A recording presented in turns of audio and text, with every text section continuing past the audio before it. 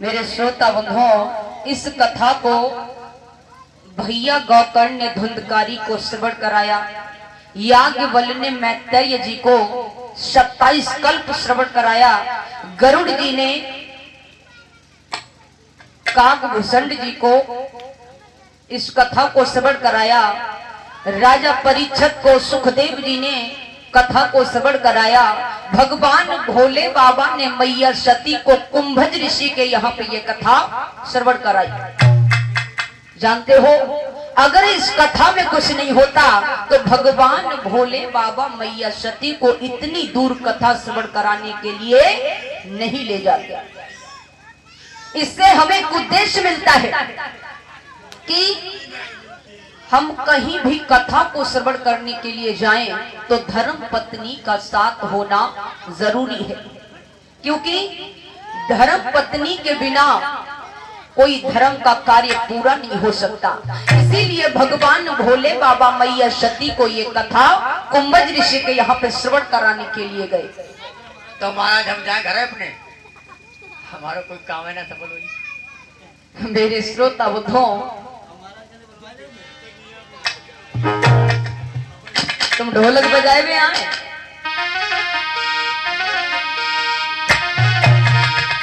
तीरथ ने मिशारण्य का है विख्यात प्रभाव, होता है हर वर्ष में वहां विशेष जमाओ। मेरे श्रोता बंधुओं, तीर्थ नैमिषारण्य जो विश्व का सबसे बड़ा तीर्थ है और यहाँ आज भी मेला एवं परिक्रमा लगाया जाता है। मेरे श्रोता बंधुओं, नैमिषारण्य में भगवान की पावन चर्चाओं का वर्णन होता है और यहाँ मनुष्य ही नहीं बल्कि वो देवता भी मनुष्य योनि प्राप्त करके, मनुष्य का रूप धारण करके कथा को श्रवण करने के लिए आए हैं। कैसे कि केवल मनुष्य तनधारी ही और इस जगह न आते जाते।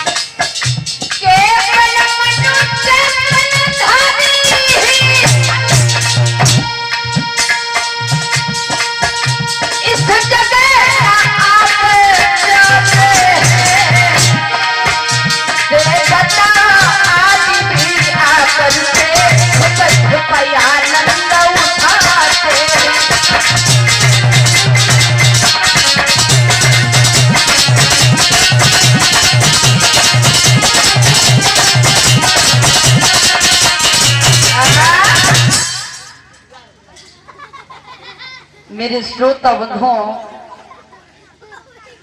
आज अपने अपने रूप को बदल करके वो देवता भी नैमिषारण्य क्षेत्र में आते हैं, परमात्मा की कथा को श्रवण करते हैं, आनंद की प्राप्ति करते हैं।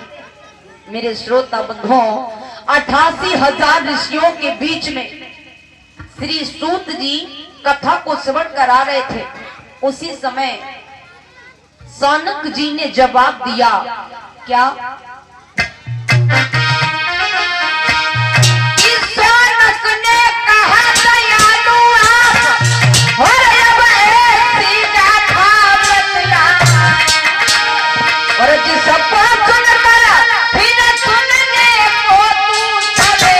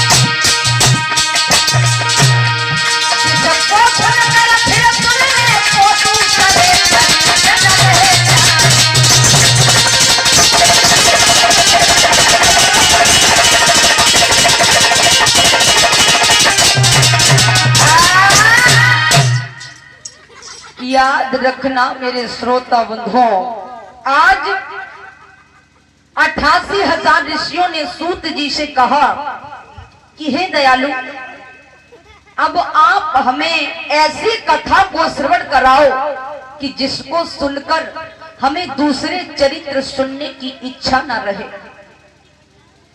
मेरे श्रोता बंधुओं, जब ये शौनकादि ऋषियों ने कहा, उसी समय सूत जी ने जवाब दिया कि हे शौनकादि ऋषियों, अब आप श्रीमद् भागवत को नियम अनुसार श्रवण करो। इससे कोई बड़ी गाथा नहीं है, क्योंकि इसमें सारी प्रभु की लीलाओं का वर्णन हुआ है, सारी प्रभु की लीलाओं को जोड़ा गया है। मेरे श्रोता बंधुओं, आज जवाब दिया कि वैसे तो भक्ति ज्ञान वैराग्य से सभी पार हो जाते हैं, सबका कल्याण हो जाता है, लेकिन उनका भी कल्याण भागवत को श्रवण करने से ही हुआ। मेरे श्रोता बंधुओं, आज इधर हुआ क्या है, एक दिन देव ऋषि नारद जी इस भूतल पर भ्रमण करने के लिए चले, तो मेरे श्रोता बंधुओं, उन्होंने यमुना के किनारे एक सुंदरी को रोते हुए देखा। एक दुखिया रो रही है।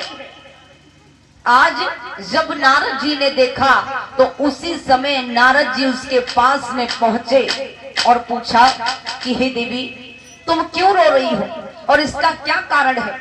आज नारद जी पूछ रहे हैं भैया धनपाल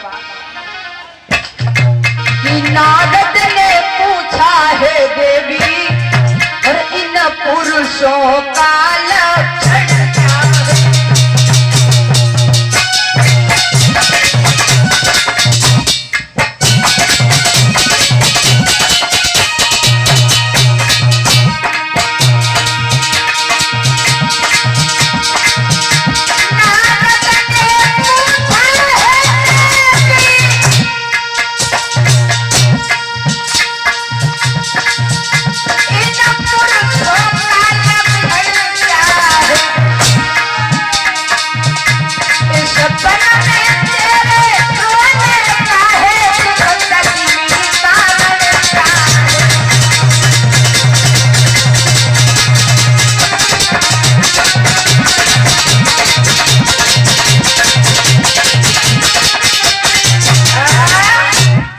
याद रखना मेरे श्रोता बंधुओं, आज नारद जी पास में गए और पूछा